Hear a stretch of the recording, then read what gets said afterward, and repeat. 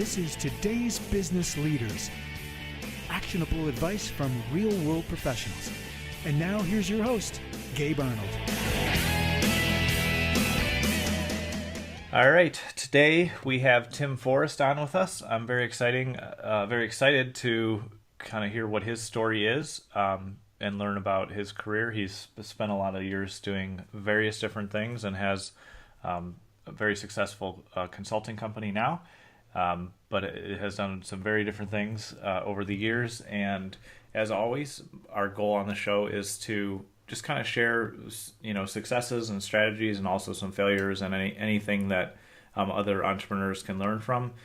Because I have learned over my 20 years as an entrepreneur that there are some lonely times, there are some difficult times, and there are pieces or seasons where we just don't know where to turn. So our goal, as always with the show, is to give people inspiration and resources to keep going and keep growing in their career. So thanks so much for being on today with us, Tim.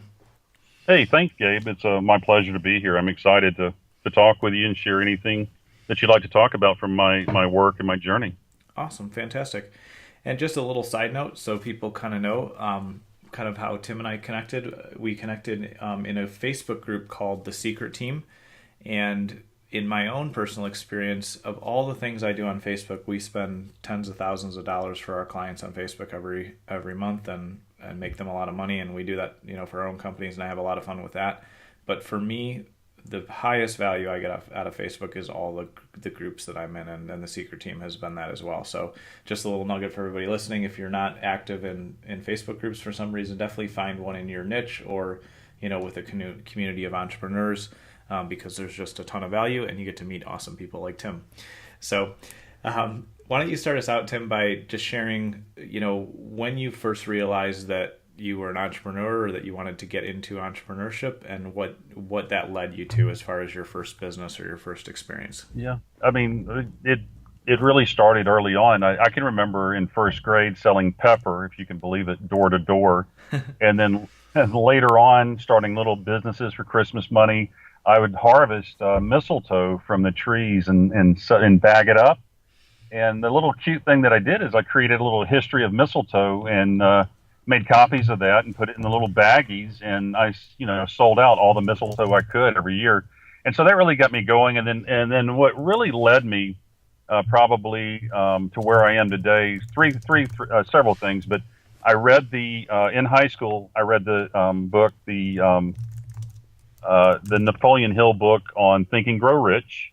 Okay. And then the other book, I think Schwartz is the author, but but The Magic of Thinking Big. Those two books kind of galvanized and has led to almost everything that I've done, particularly when you consider my dad was an iron worker and I really had no business contacts, and I knew I had to do something besides, people that I knew and friends and family as far as like working in business and moving forward in a career. So, I wanted to be in sales and marketing. My first job, once I graduated university, was actually loading trucks in my industry. And that's where I started pulling orders for consumer product goods retailers. And that's been 30 years ago. And, fast forward, I've been consulting for 20 years. And my consulting company just in October experienced their 20th year.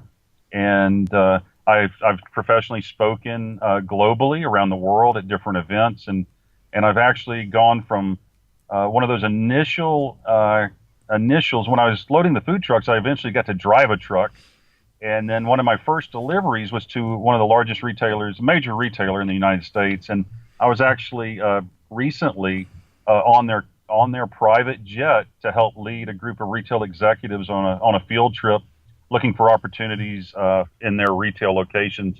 And I'm the one that actually organized the 2-day trip for the team. And it's just it's just funny, amazing how it all has kind of come full circle there. And just from loading those food trucks 30 years ago, had no idea it was going to lead to what's gone on and all the things that have happened in my world since then. Yeah, that's very interesting. So you started out there, and then after all the years and all the success, you're ending back helping the same kind of folks again. Exactly. Yeah, exactly. It makes sense. I mean, looking back on it, hindsight, I mean, I totally get it, because I went on I worked with the largest food brands, some of the largest brands in the world. I've worked for brands that there's only a few brands that have made $1 billion in profit, and so I worked for them and learned from them, and I followed their kind of their templates for success, and I've been able to help entrepreneurs achieve similar results, but yet with a lot less expense and a lot less work, because we kind of used a lot of the templates, a lot of the methods and styles of going after a market that they used, but I'm able to do it on a much smaller level and just apply it sound marketing strategies to help them grow their business. And I've been very successful. I've had my clients are approaching $1 billion in sales results from the activities that we put together. I've had clients, I've helped entrepreneurs turn businesses around, and we've sold those businesses for over $100 million.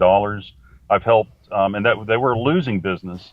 I just recently, in 2015, I helped a company figure out did the ideation behind understanding the value of their business, so they could go to Wall Street. They did an initial round fundraising of $16 million, and then in the coming few months, if all goes well, they're going to be issuing an IPO, and so they're expected to bring in $200 to $400 million from that IPO, which is very exciting. And I'm happy to be a part of that. Zaycon Foods is the company. That's awesome. Yeah, I've never been a part of an IPO. I've had a couple partners that have done that and been close to it, but never been a part of that. That sounds like it would be quite the exciting experience. Yeah, it is. On my board, I'm lucky to have on my board. I have a board of advisors for my group, and one of them, he worked for he was a leader of the company, and did a lot of different things, but they were a publicly traded company.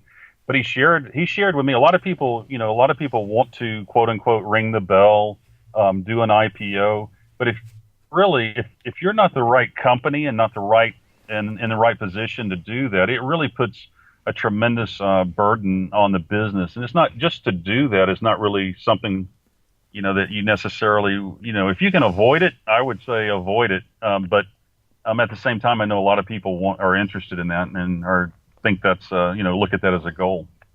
Yeah. What do you think are because I've heard both sides of that, and I've even worked with partners who sell a small portion of their company into a publicly traded company so that they can accelerate.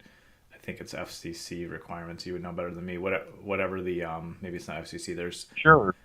They do like a reverse. I mean, yeah, I know I know exactly what you're talking about. So they have access to the capital markets through right. that. Yeah, it's like a.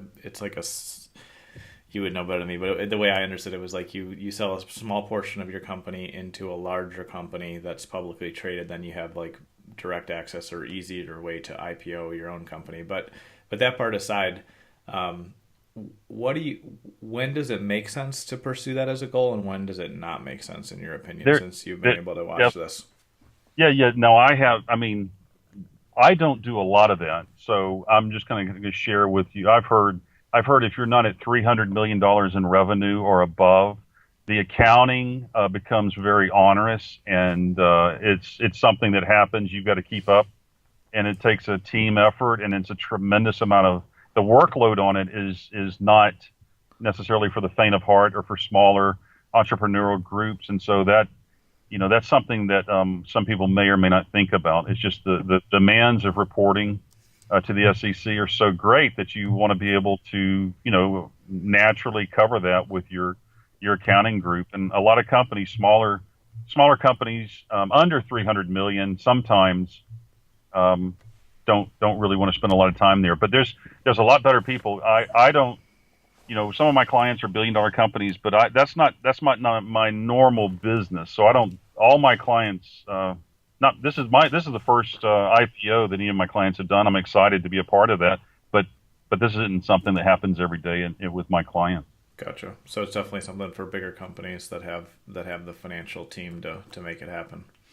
Yeah, yes, exactly, and because the stress and the details and the regulations involved, it just is. It takes, if you're an entrepreneur or in growth mindset, you really this is what I advise all my clients is like, you don't want to be spending all your time with production issues, and you don't want to be spending all your time with compliance issues if you're trying to grow a business. And Yeah. No kidding. so that's kind of my take on it. And that's where I want to avoid that. But at the same time, if you're looking to scale, you have the ability, if you raise whatever amount of money you're going to raise, and you have the opportunity to deploy that money, and you've got an understanding of how it's going to be spent, what the return will be on that, then go for it and think about it. But it does change things when it happens. And this is a question I don't know if you've had experience with, but just kind of comes to mind. What do you think is the difference or the strategy between just going for private investors or VCs over going to an IPO? If you're in the smaller size and you're under 100 million a year, and you talk about you have a strong model, you know what you would do with the money, you can get a good return on it. Is there a reason why you would go IPO instead of to just an investment group, a VC or some hedge fund or something like that? Yeah, well, what happens a lot of time. I mean, the natural flow of it is you kind of get taken there. So Okay. what happens? It depends on the size of the group, and then once you get to once you begin to take on money from professional investors at the VC level, Mm-hmm. they're going to be thinking about that event and potentially looking at what is that financial event that's going to give them the return. So if they put in, whatever the amount they put in, they're going to be looking for, say, 10x of that amount, and they're going to be thinking about IPO, and is that going to happen in 5 years, 8 years, 10 years? So you kind of, at that level, that's sort of, I hate to say dictated to you, but it's a part of the game per se. So Gotcha. that's going to happen. But early on, for like most of my clients, there's a lot of different processes. Number one, no one really wants to invest in a business if they don't understand how their investment is going to turn a return. And so many entrepreneurs, so many people that think they want to start a business, they're looking for investors to help prove the idea is viable. And investors don't want to do that. That's not, when I've helped raise quite a bit of money, and that's not what they're looking for. They're looking to, how can they put money into this business, and what will be the return of that investment? Mm-hmm. So they don't want to understand, well, we want to hire, we're going to see, we want to create this product and see if there's a market for it. They'd like to see that there's a market and a product that exists and customers with revenue. And so but it's just say you're in a region of the country or a segment, and their money will help you move to bring on 2 additional country, managers, so you can expand the business in other parts of the country. Just real simple things like that.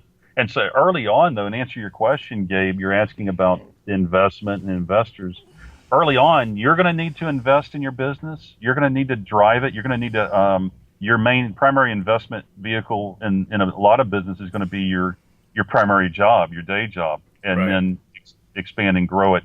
And then later down the road, when you have friends and family that are they believe in you and they want to help you and assist you, they'll put money in, not necessarily on that strong of a business case, but just because they know you and they're excited, they want you to be successful, and they're willing to put some money in if you can find those family and friends, mm-hmm. those early investors, and then later on you're going to go to more established investors of angels. Yep.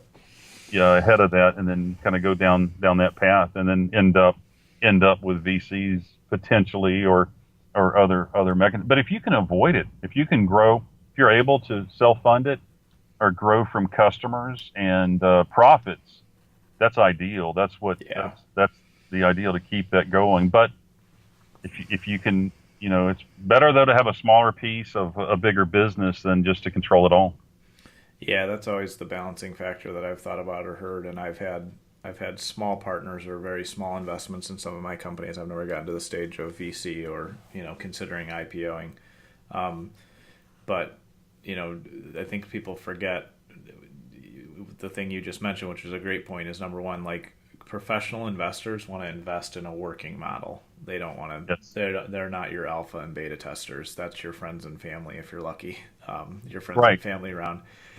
And then on top of that, everybody thinks, oh, it'd be awesome to, go on Shark Tank or meet with some big VC group or some hedge fund and get an investor. But sometimes I hear people talk about that, and I don't know if they've thought about the concept of that's awesome and it could accelerate growth, but you immediately gained a partner and a boss.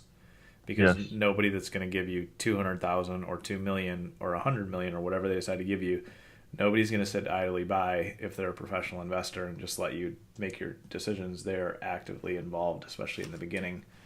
So you get a partner / boss in some senses, and that's counter to what a lot of entrepreneurs went into business for themselves, to do in the beginning. They're not necessarily looking for that. Not that it can be a great marriage, a great partnership, but it's definitely different. So there's a couple little fun little tricks, or I hate to call them tricks, but just things that I learned with money. Two things. One, a lot of professional investors that invest, we've all heard that they're investing in people, and that's really the persons that are behind the idea. Obviously it needs to be a solid and great idea, but really the guys that are putting money in, it's going to be more about who approaches them with the idea and how they're approached than it is with the actual idea, because they're approached by 50 or 100 ideas per day. Yeah. And it's the ones that get to them through contacts of a network of people are the ones that get funded generally. And so that's one thing. The second piece, I learned this early on when I was working with on a project, and I never had heard this before. And the guy telling me is like, Tim, you got to talk to someone that can stroke a check for the amount that you're asking for. And I'm like, okay, wow, I'd never heard that before. And I was like, that seems kind of odd. But it's really that simple. Can they write a check for the amount that you're seeking for your business? And then of course, and then I kind of shared that earlier.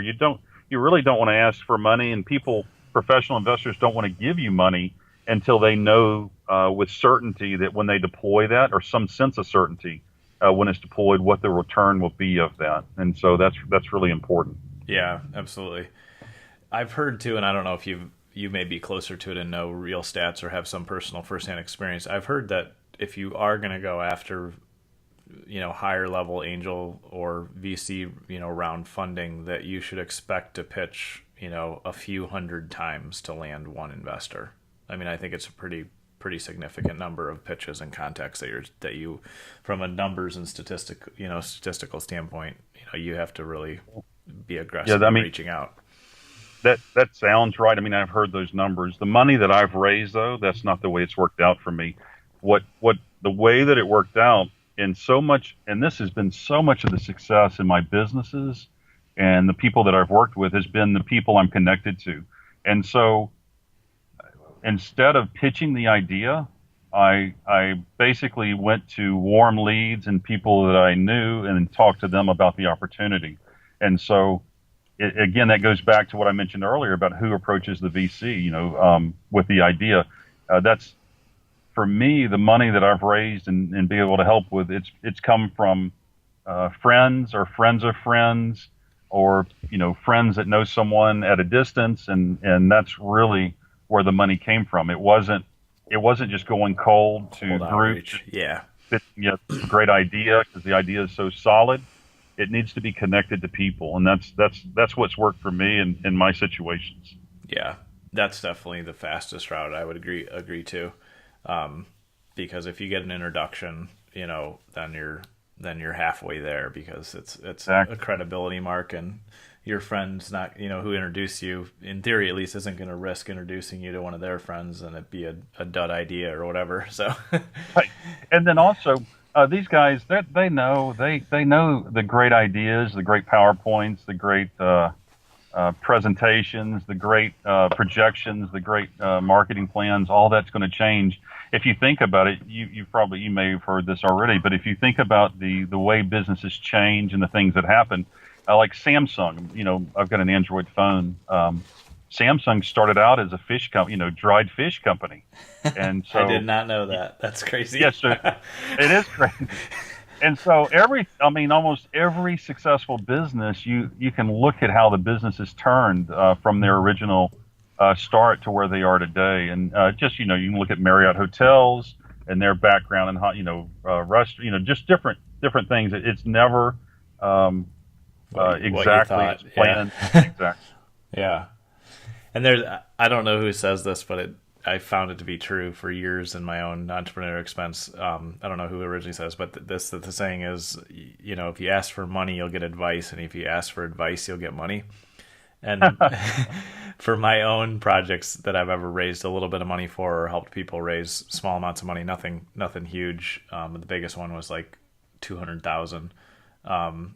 It's always started out with asking for advice, and then it leads to like, oh, I'm really interested in it. How can I be involved? Are you interested in having an investor? Like, it converts to that, which is kind of a weird phenomenon, but it's definitely true.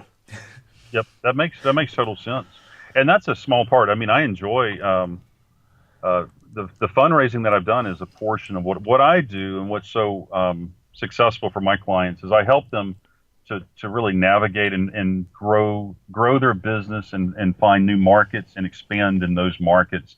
And the fundraising has just happened naturally as a course of working with the teams that I work with, and that's just occurred over time. But really, what kind of sets me apart, or what's helped me to help my clients be so successful, is understanding how to bring products to market and finding areas and opportunities, and then exploiting those opportunities. And I do that by focusing on channels. So when I find success, I want to exploit that channel that customer resides in, because there's some reason that I'm successful there. And I try to take a lot of action so that I can find those opportunities, because I don't always know them. Yeah. Yeah, that's a good kind of segue to what I wanted to ask you about next. I look at the brands you've worked with, like, Hershey's and Tyson and Simpson's Furniture, and then you have Rite Aid. I mean, and you have a pretty diverse set of like products / industries that I see here. What's been the common thread of like how you go in, assess things, and then help them build that marketing strategy and move into those right channels? Because it's not like from furniture to chocolate is a little bit of a different thing, I would assume. Yeah, So, and I'm working with a music company right now on a music product globally. So you're right, it is diverse. But number one, I want to understand where they are. With my clients, I like to understand where they are right now. So, really, where are you? If you have facilities, I like to walk through the facilities, but just totally get an understanding of their current market and look at, a simple way to do that is to pull their purchase orders over the last month and say, okay, who ordered from you in the last month? Who are your customers? Mm-hmm. And then I like to segment those customers and understand what type of customer they are, where do they fall? And in particular, a trick that I use is real simple, is I use the NAICS codes for the businesses. So I look up the business types if I don't know them already. I mean, it may be very obvious who they are, but if you don't know them, look up the type of business they are. And then I like to understand, some general understanding, the census of their current customer base, mm-hmm. and start to ask questions about, are they success, where are the most profitable segments? What's growing? Who are they doing? Like, for instance, with Dyson vacuums, I worked with their commercial products division and did exactly what we're talking about.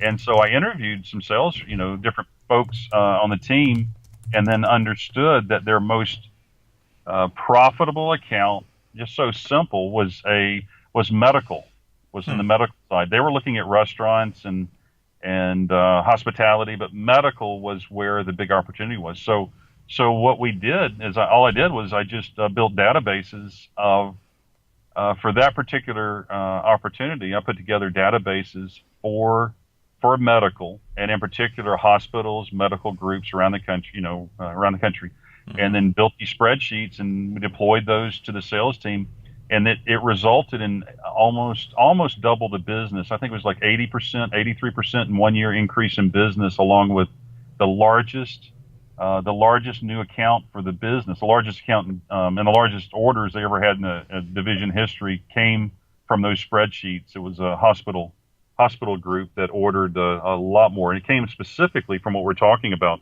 as far as looking at their customers and thinking about channels and who's the most profitable and biggest opportunity channels for their business, and then building a spreadsheet, building a customer list, and then going after those customers. It's just so very simple stuff.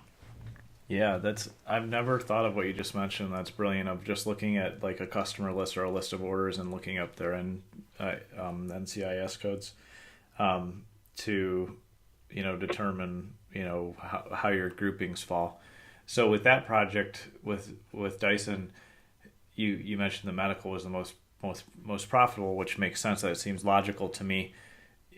Do you recall, like, when you looked at all their orders, everything they're doing, was that a large percentage of the customer base, or did you just Yeah, identify this as no, it was a not. It was not. Just what I found out was some of the larger orders were going to medical facility. The profitability wasn't. It was the size of the revenue. It was profitable, but one of the thing that stood out in that particular was the size of the orders. Instead of ordering like onesie, twosies, they were like double-digit orders, and as far as unit sales at a time. And gotcha? so that was what triggered that. And I was like, wow, this one has 12 compared to the other. So then we did that. And so I've done that. I've done that repeatedly. So for instance, it could be convenience stores or club stores. So I've helped 22 different vendors go sell to Sam's and Costco, BJ's, and the club store channel. And once you understand the needs of that segment, then you can focus the supplier and the business on that particular segment. So, for instance, QVC television. Hmm. It took me once I decided this would be a cool opportunity for a brand to get on QVC television. So I decided that was something I wanted to do, and so I started working on that. It took me 4 years to get my first item on QVC television. But Wow. yeah, once I understood the process, and obviously I'm doing a lot of other things, but Hmm. once I understood that a process, I was able to get just in a very short period of time 11 additional items on there. Once I'd already been through it once, and so I'm kind of taking that same strategy to apply it to my clients and help grow their business. That's awesome. And so I don't. So many entrepreneurs, when I work with them, they think of accounts. They want to go after this account. They want this account. They want this particular account in their state or in their region of the country. They're going after this account instead of thinking, I want to go after this channel. I want to go after this market segment. I'm interested in this. And so when they think like that, it allows them all of a sudden that one account that's nearby they're going after. It opens up an entire world to them, and it allows them to grow their business very quickly. Yeah, that's definitely good advice, and it's something I think that I've struggled with over the years of figuring out how to choose that right niche or that right channel or what to go after, and something I'm Yep. actually working on with one of my business mentors right now.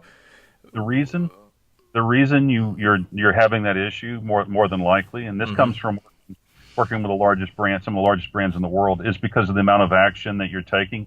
You don't because small entrepreneurs don't have the resources and the effort to really take massive amounts of action and to do all the resources to do everything that the larger guys will do.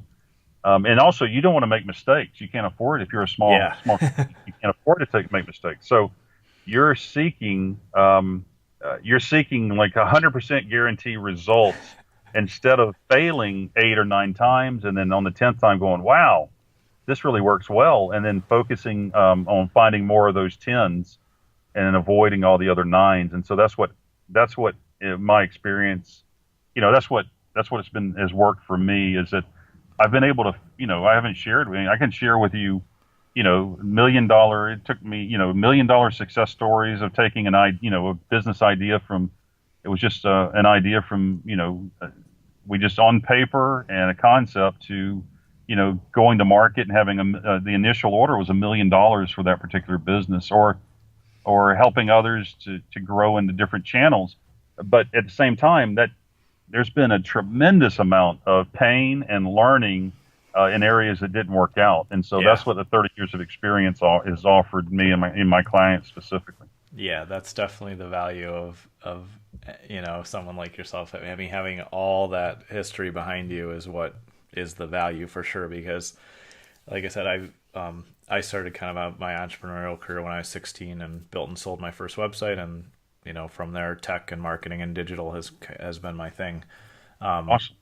But I was young, and I feel like the first 10 years of being an entrepreneur, I was crashing around and I learned a few things. And now the second decade of being an entrepreneur, I'm, you know, I kind of know what I'm doing, and I've learned a lot in the last 5 or 6 years. So I'm starting to hit that, point where I feel like I'm actually credible and maybe I know a few things, and all those years of crashing around actually are paying off today. Right. Yes. 10, 15 years later, even though it was painful and up and down and all over the place. But yeah, that's definitely the, I definitely the value that you get, because somebody that Yeah. hires me or you, they don't have to do it all wrong for 10 years. So, Right. And the benefit for me also, I may not have, I've made a boatload of errors and mistakes and, experienced so many issues and problems.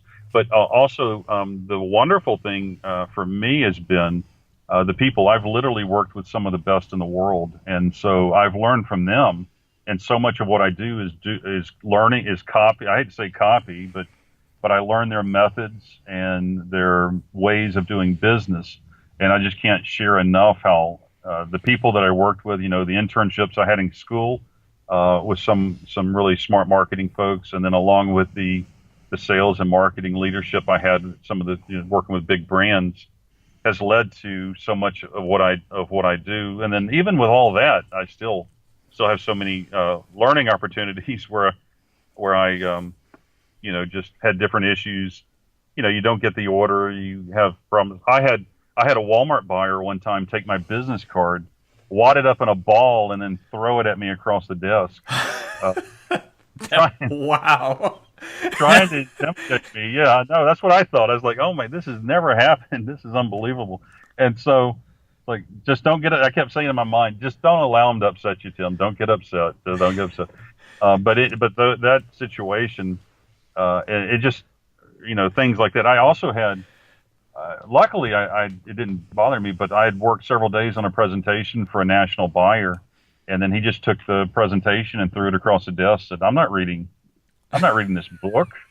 And so, but that helped me to really understand. It really galvanized for me a big lesson, and it's all about them and their problems and what their needs are. And that's the other thing is you can learn to speak their language, whatever the business is.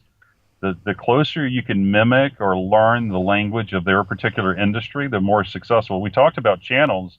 Now go deeper and understand their business and their problems and their needs, and that's what they're looking for. And if you have that and understand that, your sales presentation literally can be a tablet and a pen. You just walk in, take notes, or use your phone or your digital tablet and take notes in that. But I mean, it literally, instead of being a presentation, you could actually be resolving their needs. And some of my biggest sales calls, you want to call them that, have been where I went in with a note, with a pen and paper, and took notes on what their needs were and resolved the problem. Which it sounds like with your tech background, you've probably had a lot done that as well. It's probably been a big part of what you do.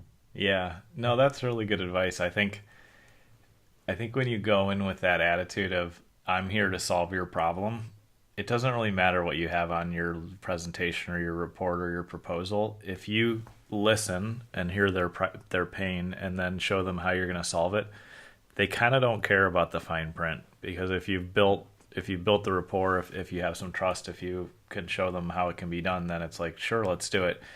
Because I know I have some major objectives for next year for my company. It's end of the year. I'm starting to think about that. If somebody walked in and said, here is the exact step-by-step process that we're going to follow to solve these problems for you, and here's the cost and, whatever, and if it fit my budget, I'd be like, all right, let's do it. It's not, you wouldn't even think about it if they had listened well and delivered the solution. So that's definitely a good point, because all the fancy presentations in the world don't sell things. It's Exactly. a lot more than that, or maybe it's simpler than that. So Right. yeah. As much. I agree with you. So you It's really as simple as their problems and needs and speaking their language. Yeah. Yeah, and I always tell my young salespeople that come into our team, I always say, if you listen to your prospect, they give you all the keys to close. And it's the same thing. Like, people will say, if you just listen, if you can ask one or two open-ended questions and then just shut up and listen, it's pretty easy to close from there if you're paying attention, is how I feel. You mentioned something that kind of sparked, a train of thought for me about, with Dyson, how you identified that channel. But then after that, you said, obviously that's that's harder to think about or execute on as a small company. So maybe a company that's doing, 500,000 a year, or maybe approaching $1 million, year,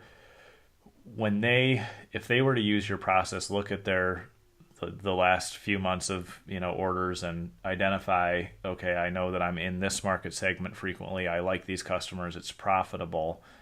That part seems, that's a simple approach to look at and apply and kind of segment who you've done business with.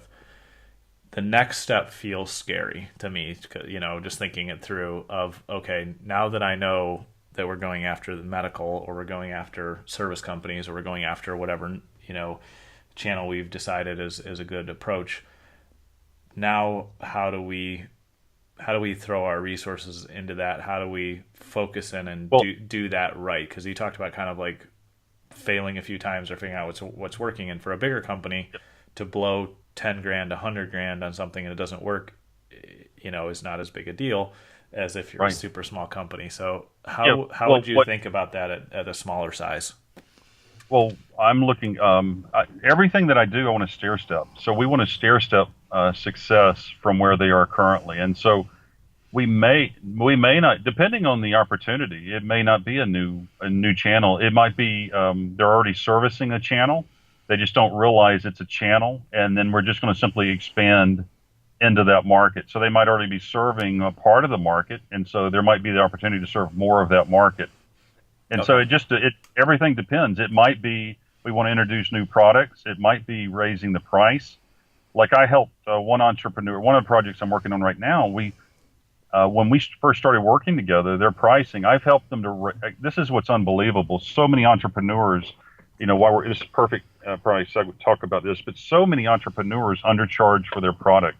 Yes. And they think it's a business issue, but really it's a self-esteem issue. Pricing in the market is a self-esteem issue, I find, so often, as compared to a true market issue. And in case in point, a client that I'm working with right now, we've literally raised the pricing on their product over 500% since I started working with them. And sales are growing and have actually expanded internationally. And it only makes common sense. It expanded internationally now because of raising the price. And you're probably thinking, Gabe, what are you talking about, Tim? How can you raise the price, and why does it make sense? How is it that they're raising the price? What's happened is, when we were talking earlier about production, they've brought in instead of focusing on manufacturing, they've brought in additional suppliers that do the manufacturing for them, and they've spent more of their resources on marketing, going to trade shows, getting out of production facility and out into the market, and driving new sales, working on new, internet initiatives, online initiatives, as you mentioned, groups, and along with their sales effort, branding, and getting a new website put up. So they're thinking about growing their business instead of being producing and stuck in production in their business and dealing with that. And that's really what and so many times, so many different entrepreneurs, I've helped them to do that. And that's really so often, if you don't have that margin later on when you go to look for investors, it's not going to allow investors to come into the business either, and really expand and really grow that business quickly with that. So that's something that's really important, is the pricing. Yeah, I would agree, and I would 1,000% agree that it's 99% of the time it's a self-esteem issue, right?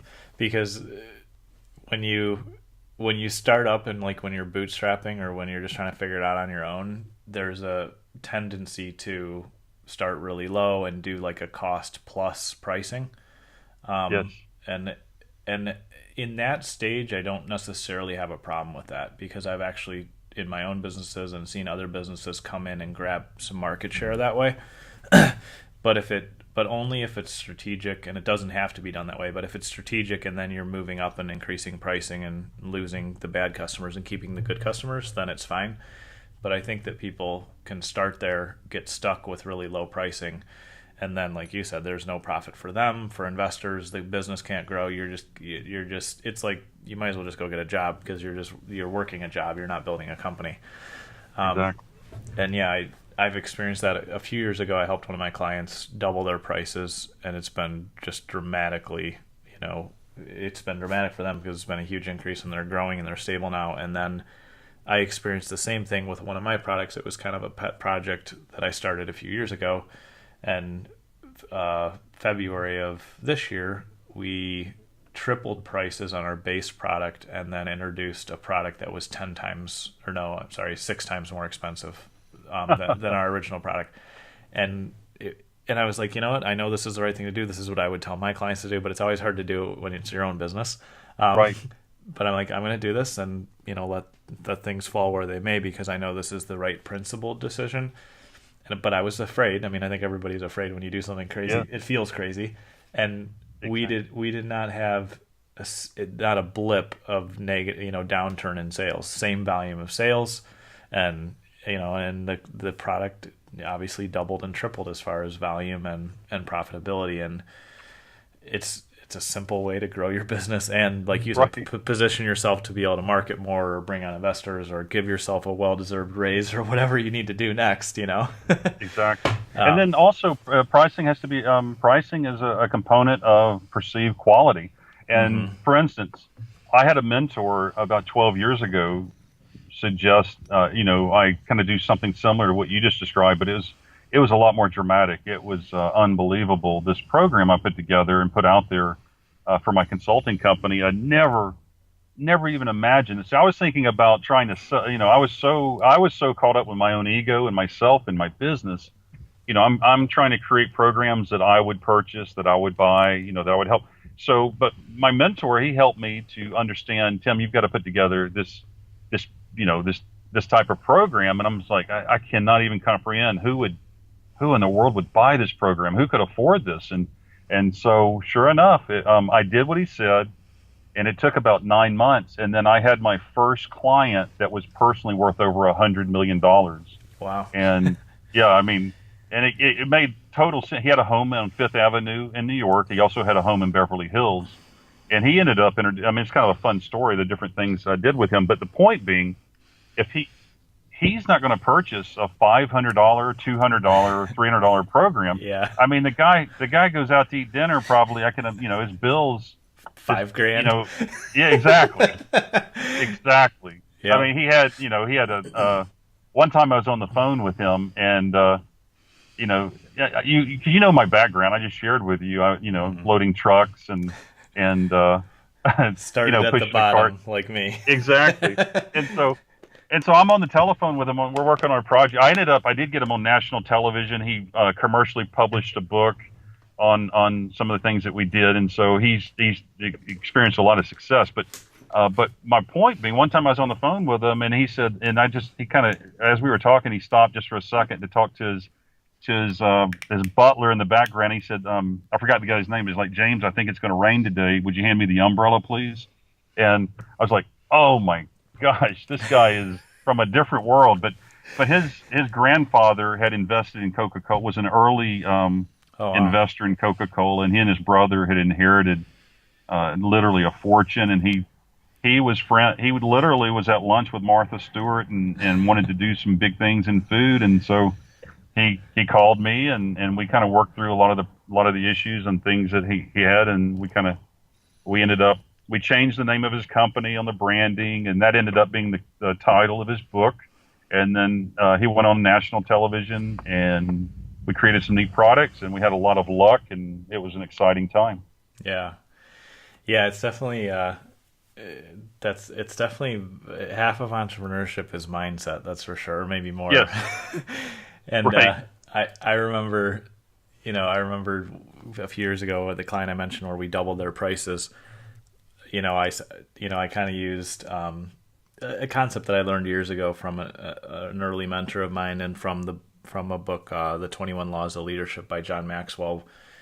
I think it's that book, but it's one of his books where he talks about, like, if you're going to make a big change, then your ideal for an organization is to, like, talk to your inner circle of leaders about it, and then they talk to their reports, and then you roll out, the change so that there's not this big shock to the organizational system.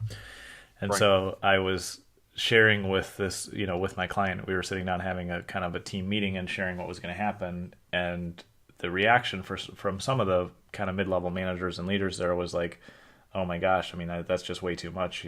This is going to be crazy. And something I said, which I after the fact learned that I offended them, which wasn't the goal, but I said, look out in the parking lot right now. I'm like, look at the clients' cars that are in here.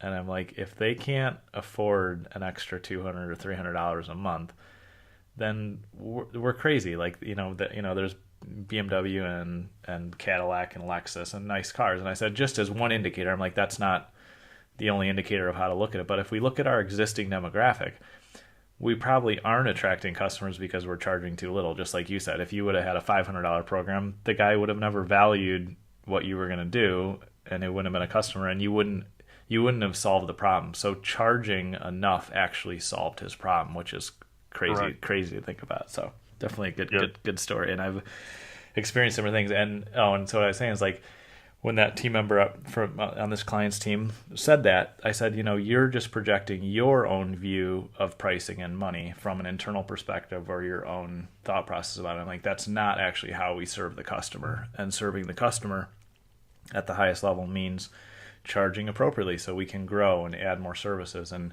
so they value it appropriately. It's definitely, it's all mindset when it comes to pricing, that's for sure. Exactly. or a big piece of it at least. So yeah, very cool. Well, a couple other questions for you. You mentioned something really interesting, and I think your success stories have been really helpful, and great examples, and obviously where we all want to go. But you mentioned something in the notes that you sent over to me about how you started a company and never signed a customer, and then closed it. What was that? What was that like? And tell us more about that, and like what was the learning, the lesson at the end of that. Yeah, absolutely. Yeah, if you think about here we are, we're talking about my run here, 20 years, Tim Forrest Consulting, Yahoo. I've been and this year is 20th year. I started in October of '97, and so October of 2017, it's awesome. The 20-year anniversary. Now, but I don't put it. Maybe I should start putting that in there in my little bio. But the thing is, though, the first 2 times I started this company, Tim Forrest Consulting, the first time I started it, I did not get a single customer, not a single customer.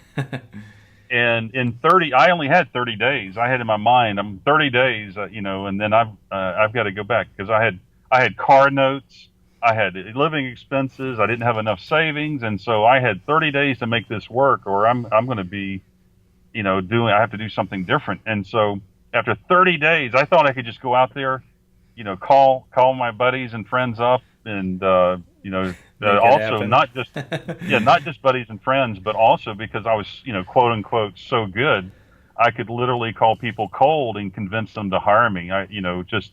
But 30 days that was done. I was done. I couldn't get a single customer, and so I closed the doors, and I took a job. I went back to working for someone else, and then just shortly, I still wanted to, I still was motivated and really wanted to do it. So about 2 years later, I tried it again, and I was roughly in the same financial position. At this time, I probably had 2 car notes, a lot of expenses, a lot of debt, a lot of things. So, but I started again. This time, I was able to secure 1 customer, and I was just barely making it. Mm-hmm. And then my supplier, in that particular deal, my supplier basically cut me off. And so that they ended up, that 1 customer and that 1 bit wasn't enough to carry me forward. So then I had to go back into, go back into employment. And then it was a third time, this business I started in '97. I literally started with only 2 customers the first year, but we did $2 million. I was able to do $2 million the first year. First 5 months, or goose egg, 0, 0, 0, just 5 months of no revenue. Jeez, and scary. It was very scary, very scary. And then, lucky, success, whatever, it hit. And then I had closed the year out $2 million in revenue. And then I've gone on to do, with everything a lot of the things that we've been talking about. It's been very exciting. Yeah, that's good. That's good to hear too, because I think for all the good ideas, like your current very successful business, I could say for myself, I know I have hundreds of bad ideas. um, and hundreds of bad, business starts, or maybe not hundreds, but dozens of. I started something first of this year that I thought was going to be great, and I was 5 months into it, and it was like there's no traction. I'm like, well, I got to shut it down. Wow. And going back to work for a little bit, to refund your startup even Yep. two or three times. Honestly, I feel like that's what it takes to be successful as an entrepreneur. You have to be willing to, in a sense, kind of eat crow and deal with something that didn't work, and then go, and then try again. Yeah, you're right, Gabe. And so many entrepreneurs need to understand that. I don't know the numbers, but it's probably not been written about enough. But more businesses are probably funded by a first job than anyone even realizes or understands in any of the entrepreneurial press. Because so many of my clients, they're working full-time jobs and they're hiring me to help grow their business. And so Yep. that's what, yeah, I think that's a big thing that people don't realize is that, if not majority of businesses are funded that way, as a bunch of them. I wish I knew the numbers on that. Yeah. You're talking about ideas. One of the things that I do that's been so helpful for me over the last several years is that each morning I've got an idea notebook and I just put in there 10 ideas. And it's not a to-do list or a jobs list. It's just, I'm creating 10 ideas, 10 ideas for my business, 10 ideas for my family, 10 ideas of new products, new programs. And then I go through there on a regular basis and then go back and kind of analyze them and say, which one am I most motivated or the easiest for me to implement in my world? And so I just recently got back from a trip from Cuba. That's been a goal of mine, and that came from my idea notebook. I wanted to do that before some of the changes happened. And then just recently I went out, I have a passion for photography. I'm a seascape photographer. And so I just got back from a trip to California that started as an idea that I took action on, and the idea of doing 10 ideas a day in the notebook, it's unimaginable the things that have happened in my world and how that's benefited me. It's just been a real great thing. That's awesome. Yeah. And then how do you go back and I think you mentioned part of it, but so you have, almost 100 ideas a week. How do you choose which ones you're going to act on? Well, number one, a lot of them just happen naturally. I don't know how it works, but somehow, just by me writing them down in the notebook, somehow brings them forth in my life, and they happen. But a lot of them, but really the ones that really do happen, what I do is I go back with a highlighter because I write it in pen, and I've got notebooks, and I've been doing this for years, so I have literally hundreds, just like you said, it's hundreds and hundreds of ideas, and it's multiple notebooks now.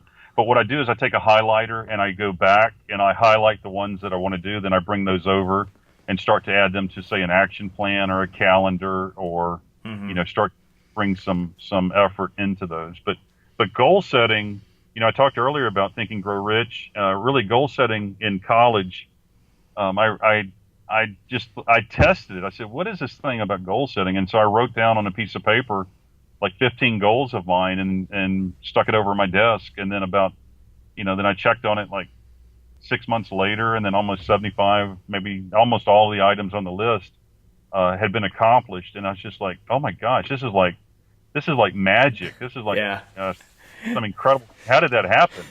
And I wasn't ever, I didn't grow. It wasn't something I was ever taught. And so it's just amazing how that works. Yeah, it's definitely crazy how when you bring things into consciousness, and then focus on them, like you said, putting it over your desk or putting it somewhere you pay attention. It's amazing how even that teeny bit of work can have some incredible results. And then when you really focus in on top of that, like you said, it almost feels like things happen magically just by doing that step, which I've seen myself.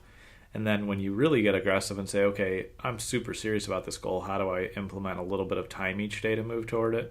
Then it's even faster. But it's definitely really interesting how life works like that, and how our minds work, or how that all comes together. And it's also interesting, like, how many people you ask them what their goals are and they have no idea. Yes. So and I'm working. my goal, one of my big goals is, and I'm thinking about changing this, but one of my big goals right now is I want to help uh, businesses grow by $10 billion. And so I'm approaching I'm not over $1 billion yet. I'm approaching $1 billion. Mm-hmm. And so, my thought was 10 billion. And so that's been like one of the, just a big far out there goal. But also at the same time, this is something to think about. This is something I've discovered. And Gabe, since you've set goals and you're aware of this, and maybe you can share your thoughts on this as well. When you accomplish a goal, the heavens don't open and trumpets don't play and cars don't stop on the street because I accomplished some goal. And what I'm trying to say there is, like, life doesn't begin when you accomplish a goal. And so I used to think the other way around. I used to think, oh my gosh, if I get at one point in time, if I get the custom made suit, or I get this particular car, or I achieve this, this is, then my life can start. But it doesn't happen that way. And I thought things would change. I was the same person after I accomplished some of my goals early on than I was beforehand. I thought it would be different. I thought I'd be more confident. I thought I'd be a better person, or I was somehow better, or my ego, I'd be a bigger person accomplishing these goals. But that's not what happens. That's not the way it is. And so there's a life. You have to live your life on the way to accomplishing those goals. Yeah, I would definitely agree. There's definitely satisfaction in accomplishing your goals. I wouldn't, I'm not saying that, but when you hit the sales goal, you build the business, you sell the product, you sell the business, you get the fancy car or the big house. There's no deep meaning associated with that, unfortunately. Right. So that's why I like my short-term goals, because they kind of keep me in focus day to day, but I like my long-term big goals because that keeps me focused and engaged. But I think, to kind of answer your question, the only goal accomplishments that really mean something to me are those that are outside of myself, like helping, donating to a charity that I really care about, or helping somebody turn around a business when they're really in trouble, or impacting lives outside of my own. Accomplishments for just accomplishment's sake, for my own, the stuff I get out of it is pretty low meaning, unfortunately. Yep. Or unfortunately, like getting the fancy car, or doing things just isn't, there's nothing great about it, unfortunately. It's okay, but it's not as good as you would think. Yeah. And that's what I was all about. I wanted to win. I wanted to be number one. I wanted to, achieve the sales results and those sorts of things early on. And so my goals aren't like that now. My goals list is almost nothing on there. My original goals were like material possessions. And so much of my goals today, and I try to write my goals out every morning. I don't do them at night, but I rewrite them every day, my goals list on paper. Mm-hmm. It's just something I do for myself. But there's like no material possessions on there, whereas my goals 25, 30 years ago was all about material, like what I wanted to buy, what I wanted to get, money. Now I've got, and this is something that's just started I've not done this before the last, started this about a year ago, was the roles that I play. And so I try to list on my goals. I have all the important people in my life and the role that I play for those people, whether it be, I'm a leader of my company, I'm a husband, I'm a father of 4, I'm a grandfather of 2. My nephew is very important to me, and so I've, friends, different friends, my board of advisors, business associates, and so I'm thinking about them, like, and it's kind of sad to admit this, but that's helped me to have stronger relationships. So, like, for instance, first time I've ever bought tickets and taken my wife dancing was just this past year. We've gone dancing in the past, but it was more like, she would like to go, or let's go do this. It wasn't something I thought of on my own. Yeah. Purchase the tickets and set the date up. It wasn't until I had this thought about, okay, what is my role here, and what are some positive actions I can do, kind of on my side. And it's terrible to think about it like that, but that because it sounds so negative when I admit that I haven't done that. But I don't like to dance, but it's so funny Tracy's my wife. She's like, this, you dance better tonight than you ever have. And I was like, what do you mean? I don't understand. She goes, well, you're the one that bought the ticket, so you're actually learning. There's like a little instruction ahead of time, a little event. It was a neat event, Yeah. and it was just exciting. So I learned more, and it's just kind of an interesting takeaway on my goals there. I just wanted to share. Yeah, that's definitely where I think as you become successful, and I think those early goals aren't wrong at all. I think to want the big house Yes. or the nice car or to hit your revenue mark or something is Right. super important in your development. But I'm glad that you brought that up, because it's when you do hit that, you're not going to feel wonderful like you maybe thought you would. But then, Right. like you said, when you start to shift to looking outside yourself to who you can help or how you can build those relationships deeper or anything like that, that's real satisfaction. And one thing that and I'm a couple years younger than you. I just turned 35, so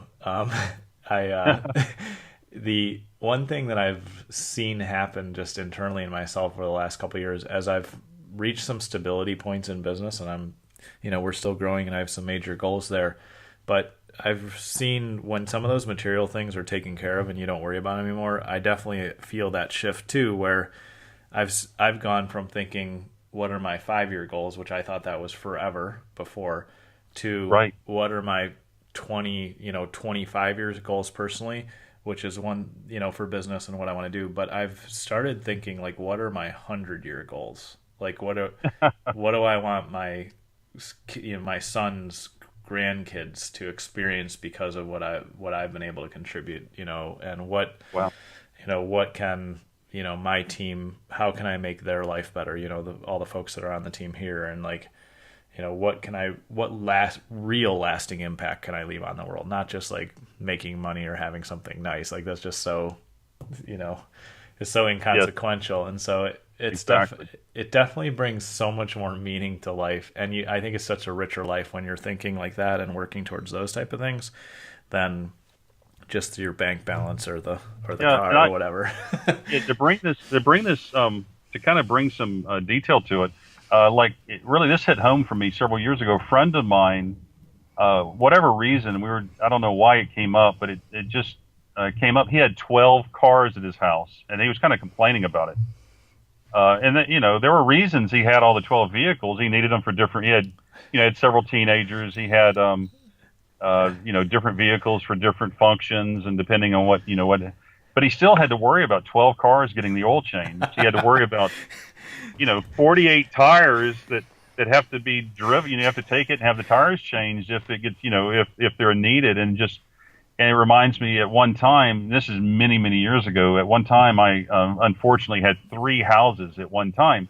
And to manage that and the detail and the work, it just takes you away from your focus, your mission, and you just, like you said, your legacy. What is it you want to leave to people? The fact that you can see to it that all this is maintained, or is there something you can do that would, provide some benefit in their life? Yeah. And one of the things that I ignored early on, and that is probably one of the biggest, we're talking about entrepreneurs here and some opportunities, and a lot of entrepreneurs don't want to hear that. A lot of people don't want to hear it that don't take advantage of it, but exercise and diet. I thought I could avoid those issues or avoid worrying about spending time in that area, and I'd be more focused on my goals and accomplishment. But I just can't share enough with you. We've talked, Gabe, you brought up the word mindset multiple times in our call today. Mm-hmm. And diet and exercise, along with sleep, are massive major parts or components of mindset. And I really didn't understand that well enough a long time ago. And now a big part of my day, big part of my goals, what I want to accomplish, I've got daily goals, weekly goals, is swimming. I want to be in the pool, and I want to swim so many laps. And it's just, along with my diet, it's just amazing, absolutely amazing, the difference that will make in your business. And I'd go so far to think that 30%, I'd guess that 30% of the businesses that fail, I'd bet a lot on it that diet and exercise played a massive role in that, a lot more so than people ever will imagine or give credit for. I would completely agree, and that's definitely something that I've learned and been kind of relearning over the last few years as well. One of my focuses for the end of this year has been increasing my productivity and my time management. And one book I read called The Productivity Project was awesome, because he talks about how, getting enough sleep, which is pretty common sense. Like, I don't think anybody's like, oh, I don't need to sleep. That part makes sense. But when the guy that wrote this book did like all these different tests over the course of a year to see where he felt like he got the most productivity and results from. And he found that like getting up, taking a walk, taking a break, and going out and doing physical exercise increased his focus and productivity. He got more done by stopping work to go do that. Yes. It's like it seems it's pretty simple, and I think everybody listening is probably nodding their head and saying like, yeah, that's a great idea. But I would challenge everybody, just like you're saying, to put it into action, because one of the things that I'm trying to do more as well is, for a few years I did really, really well going to the gym every morning, at 5:30, and like it was great. It definitely improved my health, and I still have benefits from that period. But I've fallen into getting too aggressive in my day-to-day schedule and not doing that as much. And so just this week I started re-implementing getting out, doing 30 minutes exercise. And in the like middle of the afternoon or whenever you're tired and you're like, man, I know I need to push through this. If you stop work then and you go out and exercise or take a walk or do something physically to take care of your body, you'll come back with such amazing focus and energy that it doesn't matter if you took 30 minutes or an hour or whatever it was. It's not lost time. And I think that's when you're really kind of grinding it out as an entrepreneur. I think you think that you're sacrificing that time by taking care of yourself, when in fact you're actually stealing from yourself and hurting yourself when you don't take that break, which is not what you would think. So exactly. It's always counterintuitive. I agree with you. Yeah. So yeah, I would completely agree. And I would say you're definitely right. I mean, who knows what the actual stats are, but not taking care of yourself physically will kill your business, period. I would count. I'm on a board of a real estate company based in Atlanta, Georgia, and so the leader of the real estate company, we're having some issue. He's having some problems in the business and some different issues, and so I was going through some marketing fixes and some ideas and some things to help the business, and these are all, I hate to call them 1% fixes, but they were like 5% fixes, 3% fixes. Mm-hmm. And then I started thinking about, because exercise has been such a big part of particularly the last year or so for me. And so I asked him, I said, before we go any further, is there anything different about your physical routine? Have you been exercising, or is there anything going on so that your diet or your exercise? And he said, well, actually, Tim, about 2 weeks ago, I hurt my foot, and I've not been able to exercise for the last 2 weeks. And so that was it. I mean, that was really the answer. The reason he was in such a bad slump was he hasn't been exercising. He's been lounging around. He's been upset and depressed about different things in the business and not able to really take action. And that was the problem in his business and what was going on. It wasn't the marketing or some great, novel new idea concept to help drive the business. It was the fact that he physically was not able to take and do his exercise. Just that simple. Yeah, that's crazy. You would never think that, but it's definitely true. Yeah, I did. Yeah, and we were spending all this time. I'm trying to be, so smart, and use my marketing to help solve, my marketing background and things to help solve his problems, and that really was it. Yeah, it's amazing the mental, upswing and value you get out of just exercising, all the endorphins and all the good things that happen, and you burn off stress. And I mean, it just makes you such a better decision maker, a better performer in any role. I mean, it's like you said, it's not what you first connect the dots to, but it definitely has a huge impact. So couldn't agree more.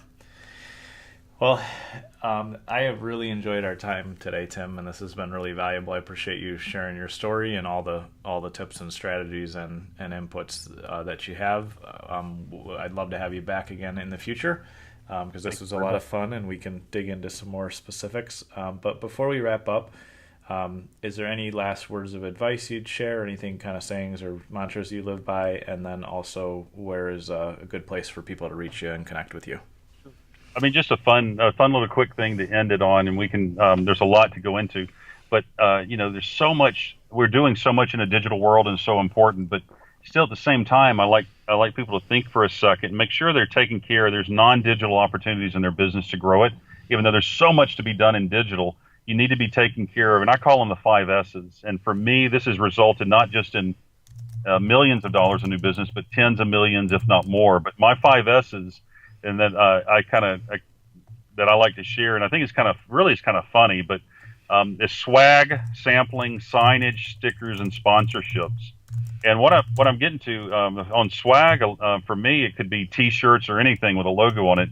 But it's funny to think that T-shirt was the first social media that was out there for companies, and so there's still a place for swag in your business, and use that. Sampling, it goes without question. Anything you can do to get the customer to sample, try your product, whether it be a new car, park them, get people into it, whatever.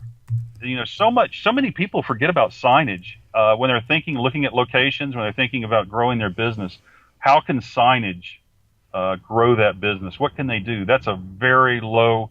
You don't think of signage as being very technical, but there's so much that signage can do to grow a business, and massive. And whether that's at retail or supplying signage to your customers to help them sell more of your product or help them be more successful. Also, stickers, just sharing stickers. And the last one, sponsorships. We talked about that a little bit when talking about VCs, but what can you do to tie in and build relationships with other folks? And that's probably one of the biggest things that I've done, and how I've been able to take customers who really have very little traction, very little success, and to really expand them and grow them quickly. And that's through sponsorships. And I'm being very loose with the definition of sponsorships, but it's looking at participating with other companies and growing through their customer list and who their customers are. And anyway, so excellent. But I want to thank you. My website, if people want to learn more about me, they can go to timforrest.com. Also, Gabe, what I'll do, I've got some great resources. Okay. I've got an IP, a manual on IP. So entrepreneurs that are curious about it, should I use a trade secret? We haven't talked about IP, but should we do a trade secret? Should I patent this idea? What should I do? I've got a great resource there, and I'll put that up, and we'll put it under the name of I'll send you the link, and you can share that. It'll just be for your listeners, and they can download for free. They'll download that. And also I'll throw in my book. I've got a glossary of retail terms, and then also, we haven't talked about some of the other areas, but I'll put a couple other freebies up there that folks can go to my website. It'll be timforrest.com, then with your podcast name there at the end of it, and they just go straight there. Perfect. And download everything for free. They don't have to sign up for anything. They just can download it, and if they want to sign up for anything, there'll be something there as well to do that.